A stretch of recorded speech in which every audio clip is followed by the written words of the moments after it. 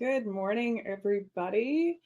Welcome to our first concurrent session of day 2, and also a very happy Friday to everybody. It's definitely Friday.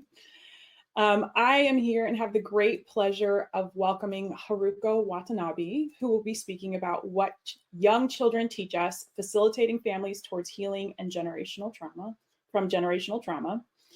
Haruko is a Japanese immigrant and licensed mental health counselor who has dedicated 2 decades to the field of mental health. She co-developed and supported an infant and early childhood mental health program offering comprehensive services.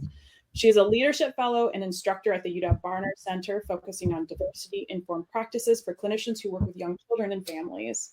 Haruko is also a trainer and mentor related to child-parent psychotherapy and infant mental health, promoting relationship-based healing and exploring the impacts of trauma and systemic oppression. And now, with such great pleasure, I turn it over to you, Haruko. Thank you so much for being here, and thank you to everybody who's in the audience. Enjoy.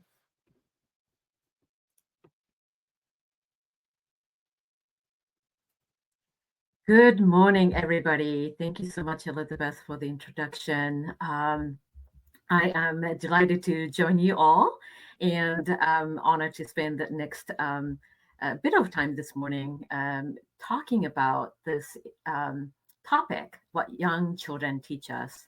And we'll be thinking a little bit about, what healing might look like, especially when we are talking about generational trauma, what healing might look like when we are doing relational work together.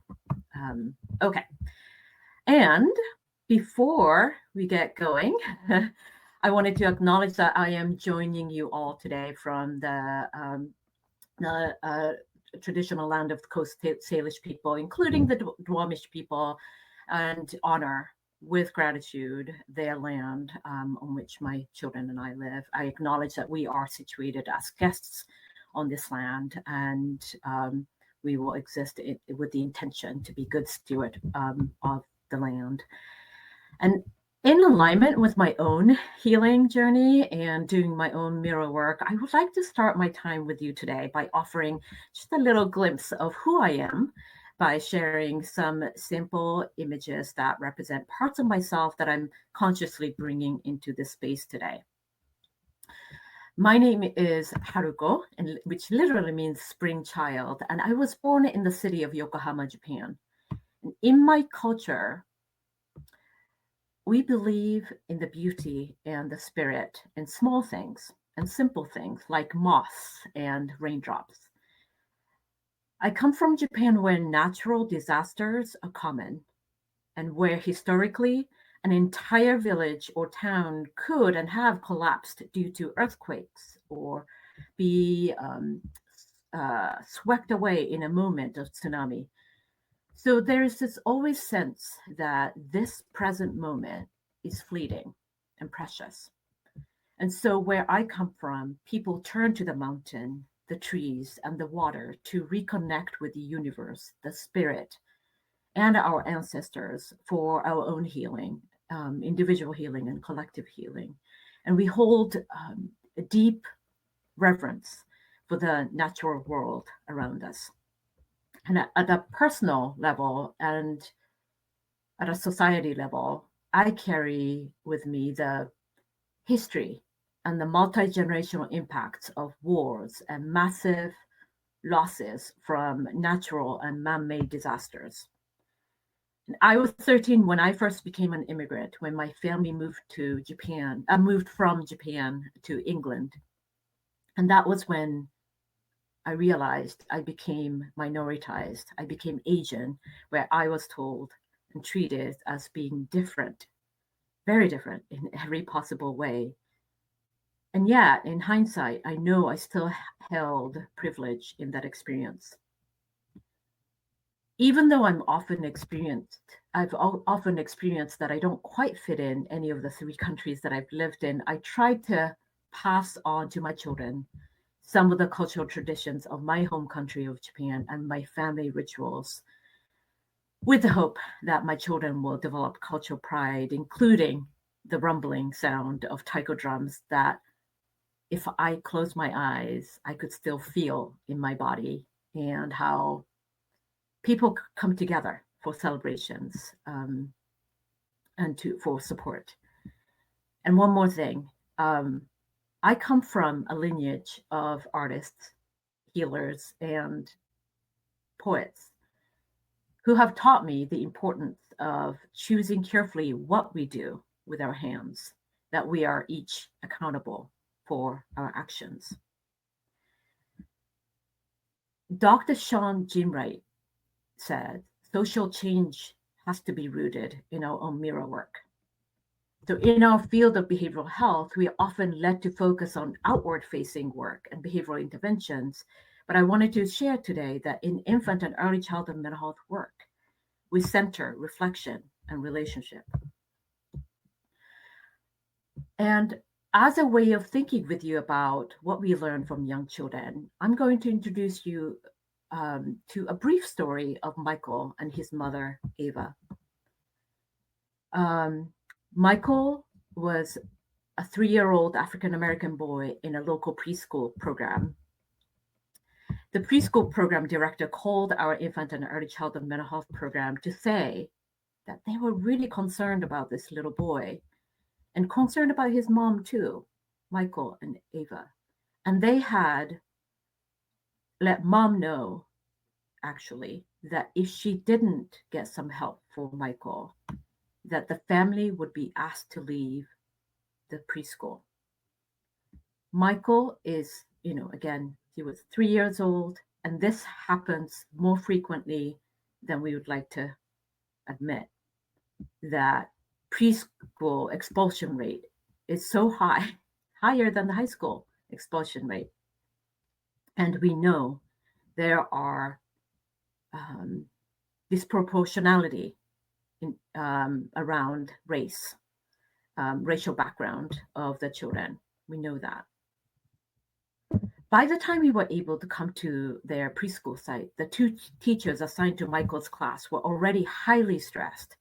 And they were caring for 20 children, often without proper breaks throughout the day due to staff shortage. And while teachers were used to most children settling into the rhythm of the school day within the first couple of months of joining the school, they were concerned that Michael continued to struggle. Now, several months into his joining the class, he would struggle during nap time, requiring one-on-one attention. And when he was playing with his peers during the day, something would set him off where he would crash his body, really crash his body into the furniture, peers, teachers, as if like he was tackling them, right? The teachers had to frequently call Ava, unfortunately, to come and pick him up early from preschool whenever he was having a hard time and he just could not be comforted and consoled. This, of course, jeopardized Ava's work, and she was becoming, understandably, highly, highly stressed. Once our infant mental health team met with Ava and Michael, we learned quickly that Michael's father had been killed in a horrendous car accident almost a year prior, where the father's car was hit at a very high speed by a drunken driver. And Michael was with him at the time, and he miraculously survived the accident with minor cuts on his arms and face. Ava was upset, obviously, as she shared the story. And she shared with us, Michael still hates a car seat. It's a fight every time we have to go anywhere. Being in a car seat was never an issue for Michael until the accident happened. So we know that young children do remember their painful and scary experiences and carry those memories often in their bodies. This is especially true for pre-verbal children. Young children are often the, let's say, secret keepers of the family as well.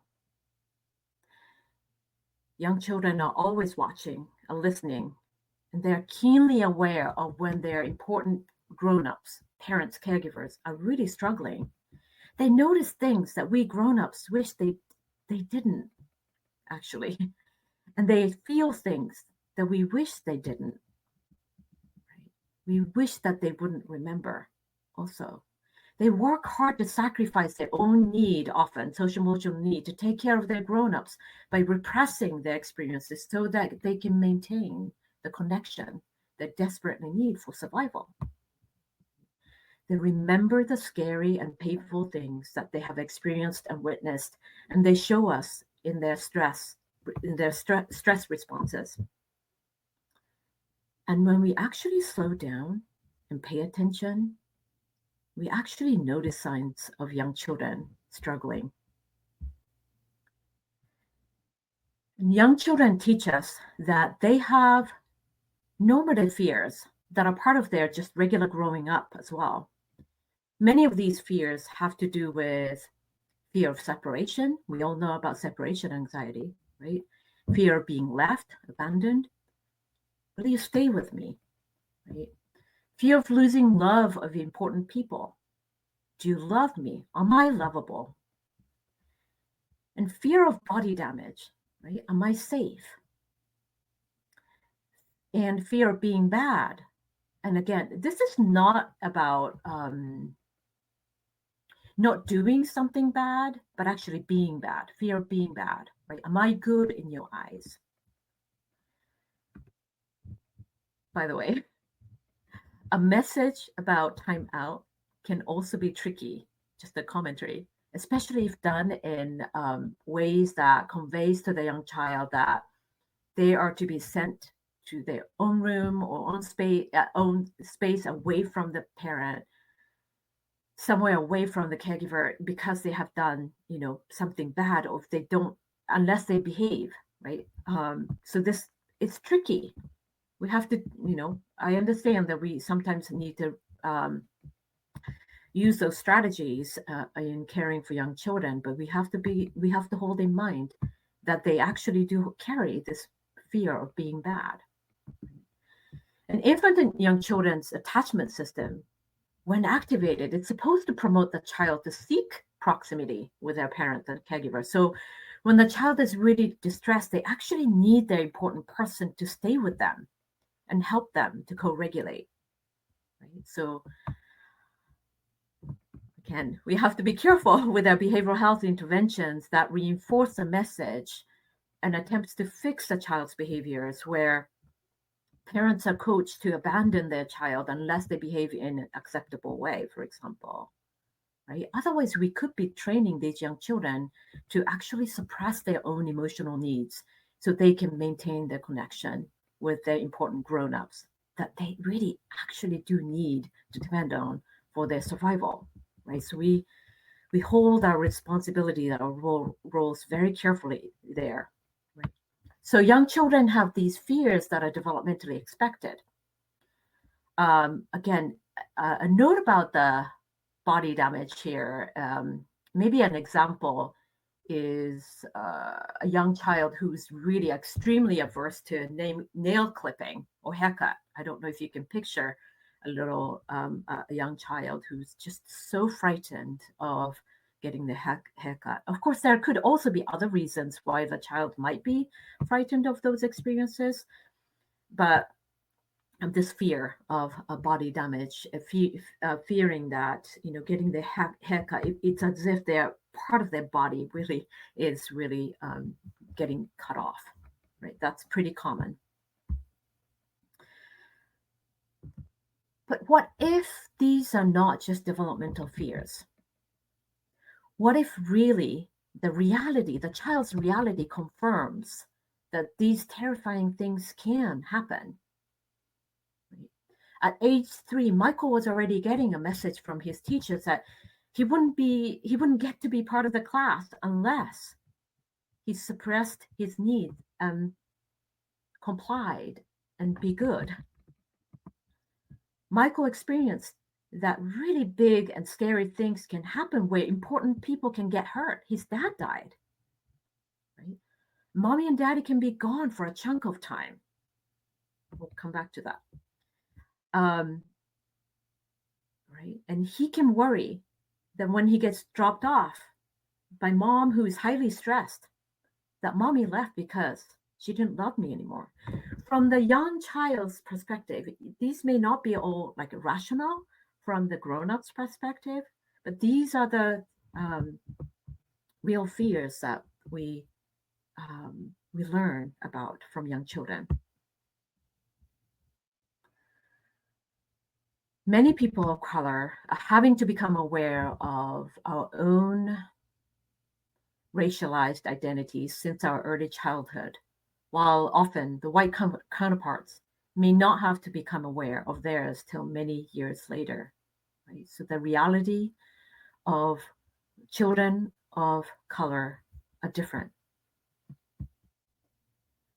I am going to read this out loud because I really appreciate Dr. Barbara Stroud's calling out these realities for um, children of color. Family culture is present in all caregiving interactions. It is within culturally informed relationships that all development unfolds.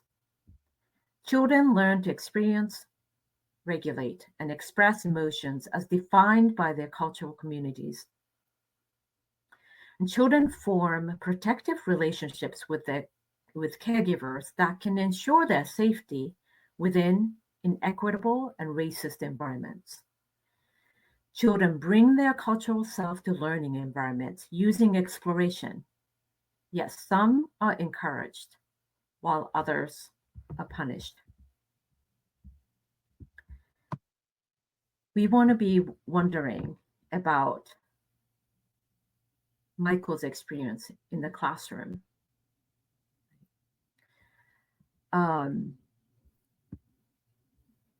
Were his behaviors understood and perceived in a similar manner to those of his peers in the classroom?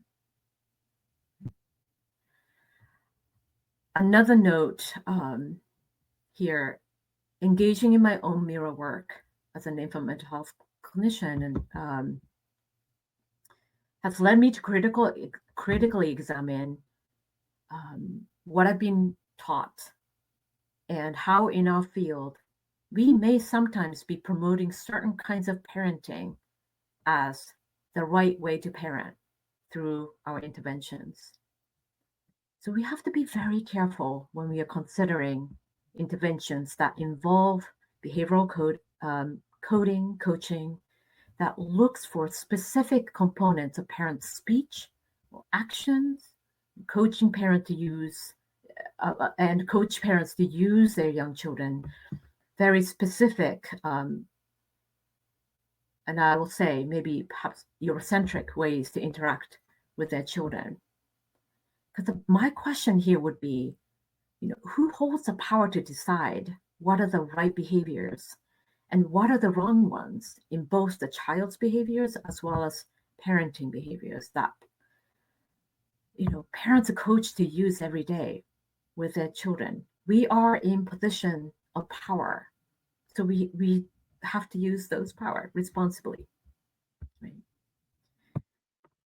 Infant mental health clinical work is multi-generational work, meaning we need to partner with parents and caregivers to address the trauma and adversity that have shattered the parent's capacity to protect their young child. We cannot solve multi-generational issues with simple solutions, such as behavioral modifications. Parents and caregivers need to be met with curiosity and understanding so that they could afford to be curious about the meaning of their own behaviors, the meaning of their children's behavior, right? What meaning was Ava making of Michael's behaviors? Right? We wonder, what meaning were Michael's teachers making of his behaviors at preschool? And we know that behaviors can have multiple meanings, right? We know as parents, the same behavior, like a tantrum, can have many different causes, right? So our goal is to think flexibly and think with caregivers about those meanings and think of all the possible reasons, right? In an intervention called Child-Parent Psychotherapy, which is a trauma treatment for young children and their caregivers, we seek to understand the connection between children's behaviors, on the right-hand side, and their experiences, or what I think of what they have been through on the left-hand side. Right? We're wondering, what have you been through, Michael, that you're showing up in this way at home, with mom, and at preschool. Right? There is a mantra in child-parent psychotherapy. There are lots of mantras, but one of them is, do not target for change what you do not yet understand. Right? Do not target for change what you do not yet understand. Meaning, if we don't understand the roots of the behavior and jumping too quickly with a very particular way of intervention, we could be off target actually, and could potentially be promoting, a wrong intervention. The child-parent psychotherapy triangle in the middle is a tool that we often use to hold our case conceptualization. And I've talked about the behavior and feelings on the right-hand side and the experience on the left. And the bottom of the triangle, really, the treatment line, is what the caregiver and parent does that helps the child, right? And what we will do jointly in treatment together, right? So the partnership is from the beginning with the caregiver, right?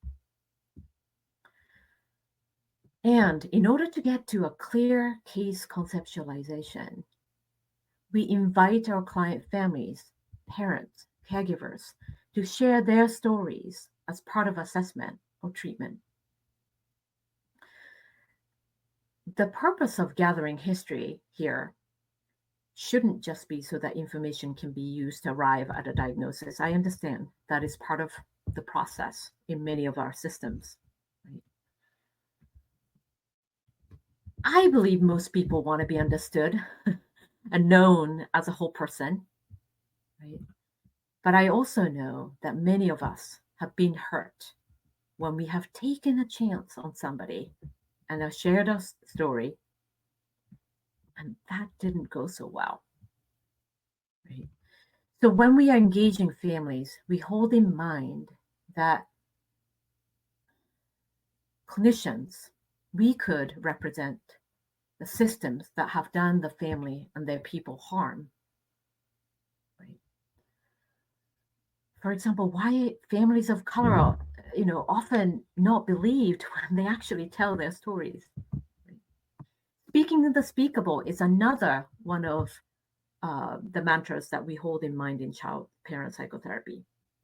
We are wondering, what has been the reality for the family that has not been named or that has felt risky to speak of so far? The car crash that Michael experienced that killed his father was the original identified big T trauma that was shared by the family. What were other experiences that Michael and his mother had been through that needed to be understood, right? For us to truly understand where they have been through.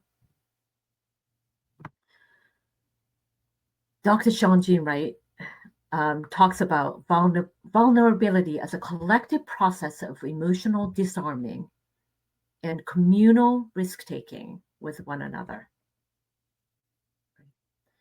Vulnerability in storytelling, sharing story, in this sense, requires both individual and social-emotional reflection and institutional courage to make time and space for the journey, right? Do we have time to hear people's story in our work? How might we invite families to tell their story? We know that vulnerability is often required for promoting transformative relationships. We need to acknowledge that costs of emotional vulnerability may be greater for some groups than others. Social emotional risk taking. Is it safe to be vulnerable? Will or could I face some sort of negative consequences by sharing my story? How will my story be used? What version of the story would you share? Right? I know for me that sharing my stories have been an important part of my own healing and liberation journey, but I'm keenly aware of where and with whom I can share which version of my story. Right? So in our work, we try to listen for the caregiver stories, parent stories, and the child stories. So the focus here, the stance here, right, is rather than what do I need to do, we are asking ourselves, how do I need to show up in order for the parents in front of me to feel that I can receive their story and hold it with care. And we know that if we don't show up ready to hear all stories and to ask about racial anxiety and racial trauma, we are conveying to our client families, especially those of color, what the therapeutic relationship and the space can be for and what it's not for. If the client families are ever honest enough to even tell us, like, well, even if I told you the truth, you wouldn't believe me or you wouldn't get it, that would be a crucial port of entry for us, wouldn't it? For our own deep reflection as well as dialogue with families.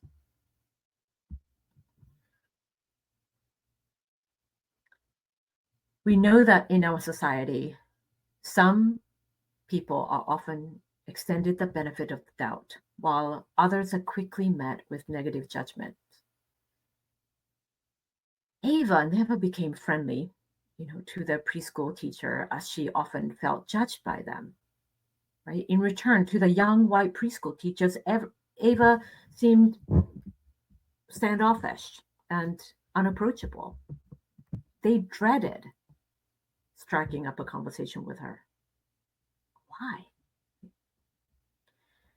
Sometimes in clinical work, even the most skilled clinician can struggle to hold the parent and caregivers with compassion. If we don't intentionally slow ourselves down to hold a reflective stance, we may miss our implicit biases, or worse, perpetuate harmful stereotypes. I like this picture that I purchased recently from an artist.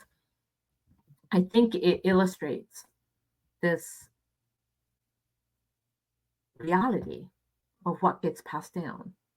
We think of trauma as an experience too overwhelming for one to cope. Right? And when the traumatic experiences of the parent isn't metabolized, it unconsciously gets passed down to the next generation. And this is one of the reasons for investing in partnering with parents and caregivers of the child to understand the caregiver's own experiences that have led to their coping strategies, right, that are showing up and impacting the way that they're responding to their children, right? What have they been through that caregivers that's showing up, right, in their interaction with their children? Michael's mom, Ava, was carrying tremendous amount of unmetabolized stress and trauma from her own childhood that was full of violence and loneliness at home, and harsh treatment she received as a Black girl and female. She worked so hard to conceal the accumulating rage and hurt she felt by lifelong practice in softening her voice, especially in public. When we met, we were struck by how gentle and soft spoken she was. But then, through getting to know her, we realized she was having to work very, very hard. She was gentle and soft spoken until she wasn't. Many of us are like that too, right? She was ambivalent, actually, about becoming a parent, and especially going out with baby Michael was extremely stressful for her. She was understandably aware of how she was perceived as a parent. Sometimes, under stress, Ava would react to Michael with a no, right? When Michael was exploring as a toddler, many of us have done this as a parent. But it was so loud and sudden that sometimes Michael would flinch, right? Ava's reaction there was actually protective, right? But to the child, how was it landing? And in our work, we may at times find ourselves holding judgment about the parent, seeing them as strict, harsh, right? We are often even put in a position of evaluating parents, right? Even when the young child, is a client. In infant and early childhood mental health work, that's when we engage in reflective practice to examine our own reactions so that we can hopefully regulate ourselves and hold a curious stance about why the parent is showing up the way that they are. So in order to recognize the suffering under the parents,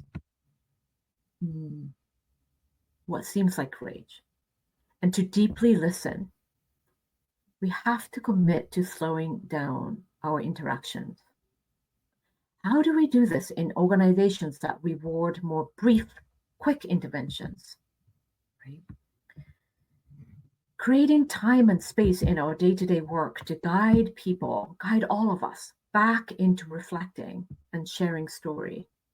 It's such a critical work, yet sometimes it's hard to do. Right? To help heal the wounds from the past, right? Passed down the generations, we need to lean into transformational relationship, focusing on being with, really listening rather than doing, right?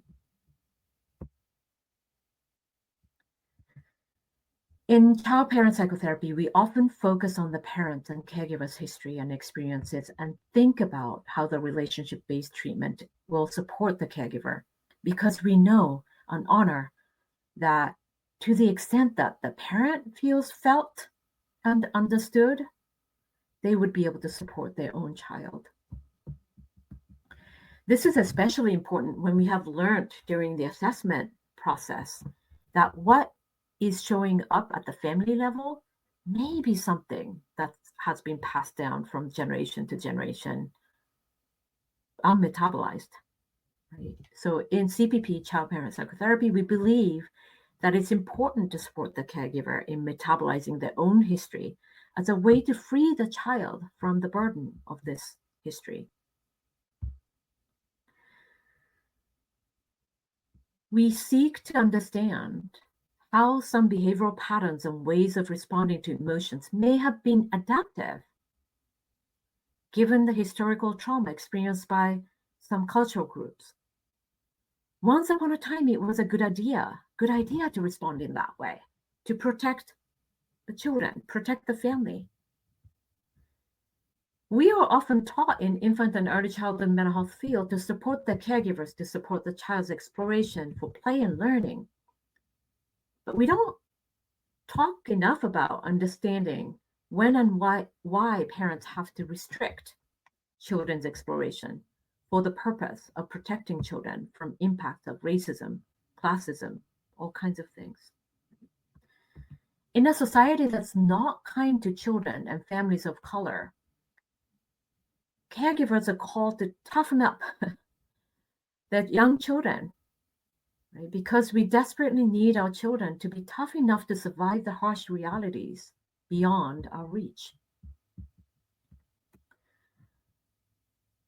Speaking the unspeakable, again, the mantra, one of the mantras in child-parent psychotherapy, is an important one here. Here, being in a constant state of alertness and readiness to respond to any threats, it's exhausting, right? What Ava is experiencing every day. While caregivers of color often carry race-related anxiety, these are not often mentioned explicitly, right? Unless we are able to earn the trust to listen to that story, unless we invite families into that dialogue. These are hard to talk about, and they need to be talked about for them to become something that we can hold together with families. Ava had learned growing up that showing up with anger, even righteous anger, had dangerous consequences for people that looked like her. So she tried hard to make herself small and present as quiet. This, of course, only semi-worked to some extent, and when she could no longer contain her stress, she flew. Right? Often it has cost her in the past her employment. She would also get into fights with Michael's father, right, when they were young, with whom she had on and off relationships. And when she knew she was getting stressed, Ava would send Michael away to his father. That's what we learned. Unfortunately, sometimes parents and caregivers can be experienced as scary from child's perspective. Right? Remember, Michael's mom often shifted from being very quiet and almost passive, right, to becoming angry and almost harsh in moments when she became distressed and frightened. Turned out Ava had complex feelings about the car accident that killed Michael's father. And at one point, she reflected on her anger toward the father, even, right? But in the process of getting support, Ava was supported in recognizing that he had at least taken the protective action of securing Michael in his car seat that likely saved him. Right? We hold caregivers benevolently, caregivers that we work with directly, and caregivers that are important to the child, even if they're not, even if we don't directly get to work with them. Ava was also supported in recognizing the benevolence and protective intention in her own unconscious actions of sending Michael away, right? Whenever she could feel her stress and rage growing. She did not want to expose Michael to the kinds of frightening chaos she grew up with. Right? So being able to recognize and translate the parent's invisible benevolence, right, to the child in a developmental manner, so that they can see the protective intention behind their action.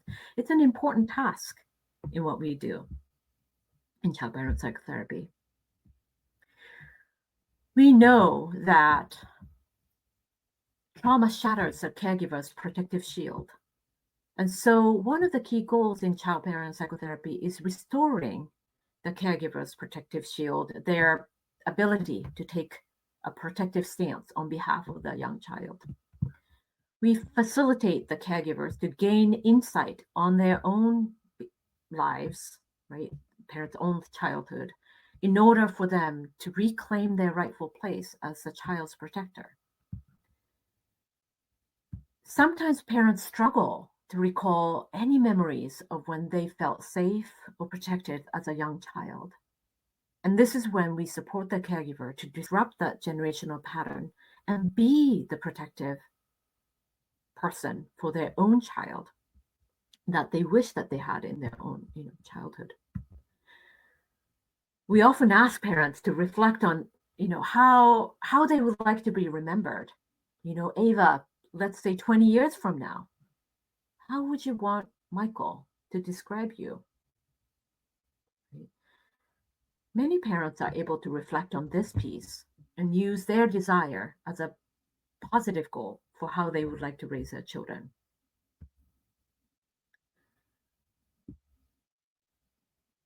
The mental health clinicians are in the role of facilitating healing in others, right? And in order for us to be able to support young children and their important caregivers, we need to make it an intentional, regular practice to build in self-reflection time within our day-to-day work. We know that the hardest look is inward, especially when we are working with systems that emphasize fast-paced actions. So it's a major problem. Many of our organizations are not built for reflection, right? So it is important to build the capacity for insight in our work.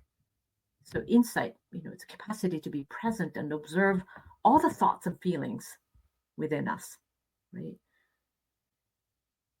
Insight, to be able to arrive at an insight, right? The insight comes from lots and lots of practice, sitting with uncertainty, right? That comes from just the complexity of the case, the stories. Some of the pieces are, confusing. I didn't get into all of the details of Ava and Michael's stories, but some pieces were very, very confusing and frightening and worrisome. And am I gonna, be able to support them? Am I good enough as a clinician, right? So being able to sit with the uncertainty and being able to navigate through the storm and leaning into this discomfort is part of the work, right? So we know that insight is the most difficult areas of our mirror work, and we need to build our individual and collective capacity to reflect on and observe ourselves. And I'm thinking, like, perhaps one of the accountability measures that we can take in our work, maybe to ask ourselves, what's hidden from our view, right? We all have blind spots. We may miss things. We need reflective partners in our work who can support us in our ongoing reflection, right? If it's not a built-in support in our organizations, right? Who could be my reflective partner? We know that trust in those relationships is crucial, right? Because most of us have had to armor up throughout our lives, or to have been burned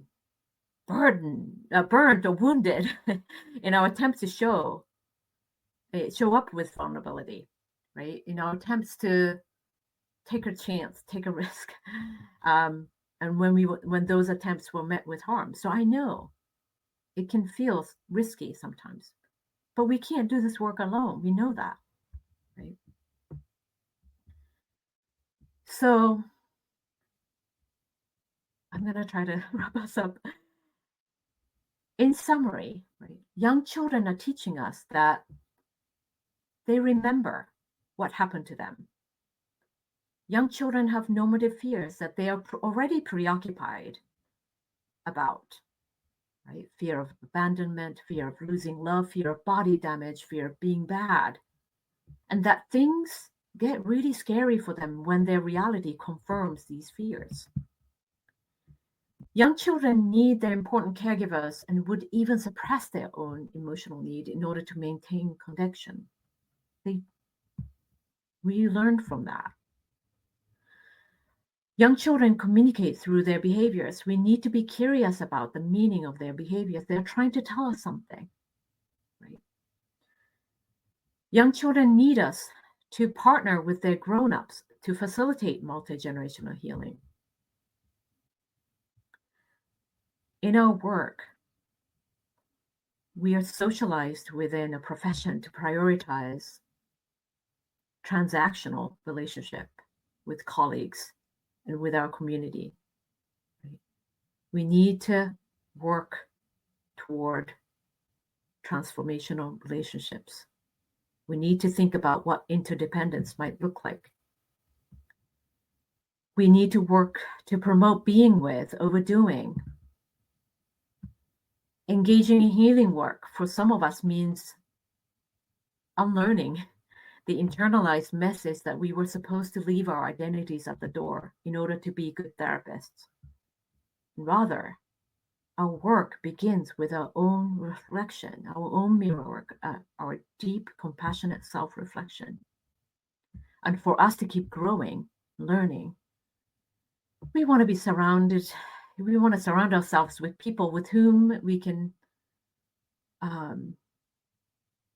continue to build this trusting relationships, who can help us notice our own blind spots and offer us feedback. We know that within behavioral health systems, in our healing related field, we can lean toward or feel pressure to lean toward valuing cognition over feeling. That's pretty common, right? This can look like anything from valuing shorter interventions in the name of efficiency, right? That target behaviors and cognitive processes rather than emotional and body-based experiences and trying to get at the root causes of distress. And it can also show up in workplace expectations where thinking and doing are the primary way of performing and expressing any emotions and expressing any emotions, any feelings deemed negative can show up on some of your performance evaluation. So healing-centered workplace, what does that look like?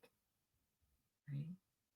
Showing up as our whole selves means we get to have genuine feelings without fearing consequences of not being accepted or worse, punished, right?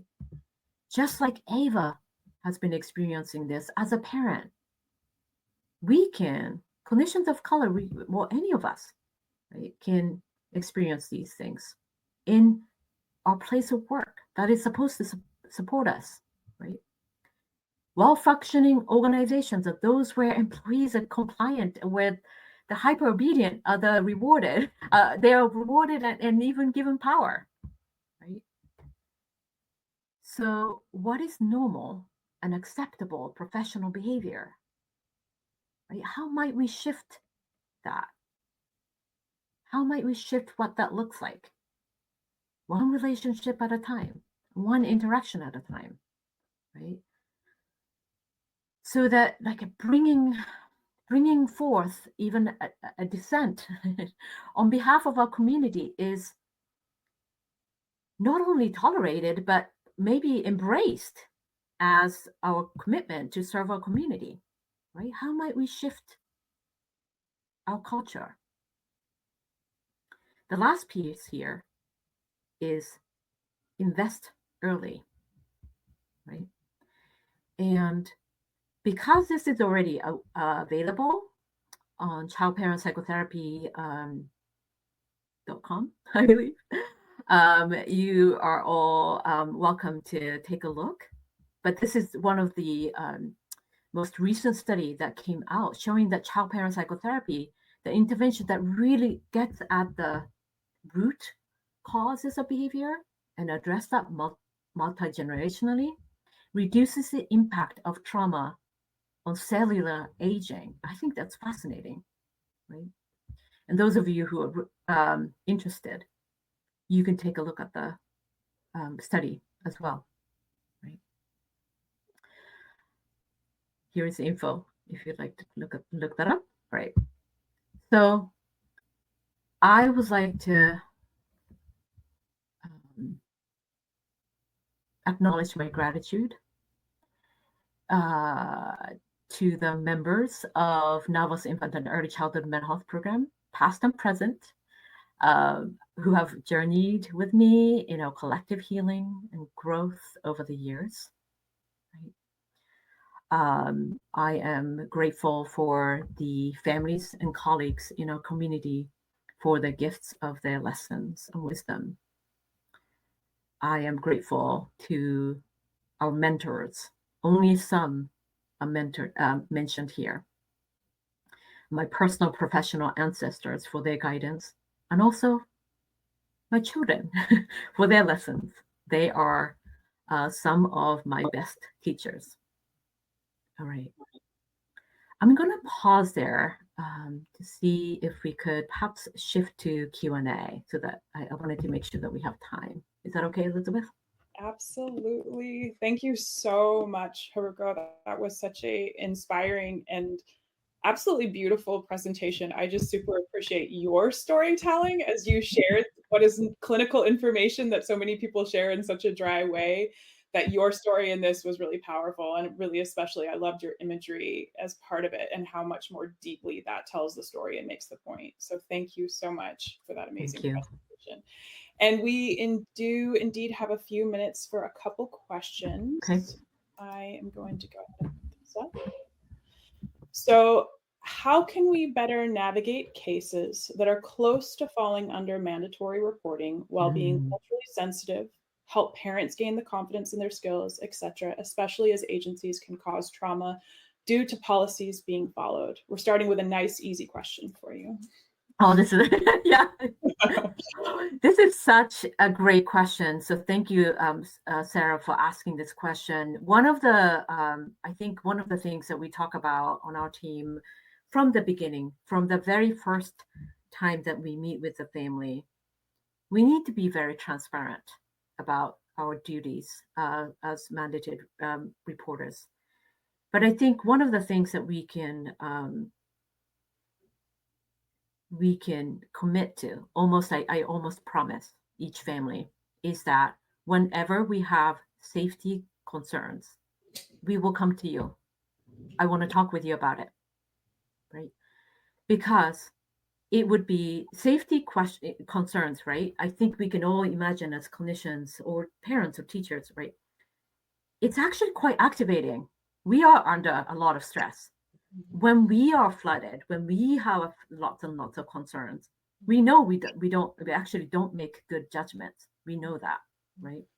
So, and we also are looking at those concerns from a very particular angle, right? We have our own perspective. So we want to be able to continue the partnership whenever possible, right? Unless the child is in imminent danger right now, I've always been able to bring the concern to the parents first. And actually, if it's reportable, or I have to report, whenever possible, I actually invite the parent to do it together. And I've done the reporting together with the parent. And sometimes we think together about first, as much as I know, there might be some basic questions you might be asked, right? Just because I know that this is going to be a very anxiety provoking, even frightening experience for you. Let's think of some of the questions. Let's write them down, right? Do this process together. So if the parent is able to actually be on the phone, right, when we are making the report together, that's great. I've also had parents say, yes, I want to think with you about these questions that might be asked, these details. I'm going to, share with you these details, but I want you to be the one who's making call. We can do it together. I can still be in the room, right? So I personally, professionally, I don't like to make calls without the parents knowing. And I let the parents know, like, even if I've had to make a report, I always tell parents why. Yeah. And is it possible that it could lead to rupture in our relationship? Absolutely. Right. So that's the hard part about our role. But I don't like, so I think it's hard when clinicians or any mandated reporters are trained to kind of make the report without this kind of support, staff level support, right? Like, so on my team, when there's a concern, the clinician first staffs with somebody, so they have a reflective partner always, right? Another mantra in CPP we hold on to is first regulate is first affect to regulate is our own, right? Because it is a highly intense and stressful moment, right? So that when we are regulated, we can do the thinking, right? Trying to do that thinking part, especially on a very high stake situation like potentially mandated reporting, trying to do that alone, that is hard. And I'm so sorry for anybody who has to do it. Right? And we've all probably had to do it. Yeah. I know I'm getting all these numbers. I can feel it. Right? Right. Yeah. So I think that reflective partner is a key for any of this. Yeah. Thank you for taking that hard question. Here we go. Of I course. know, I mean, as a clinician, as anyone who's been through it, it's a hard one to answer, and it's one that I feel like is a continuous journey for clinicians. So I really appreciate the wisdom that we can all take away from that and take into our practice. Yeah. And we are at time now. Oh, So okay. thank you again so much for that Thank you. wonderful presentation.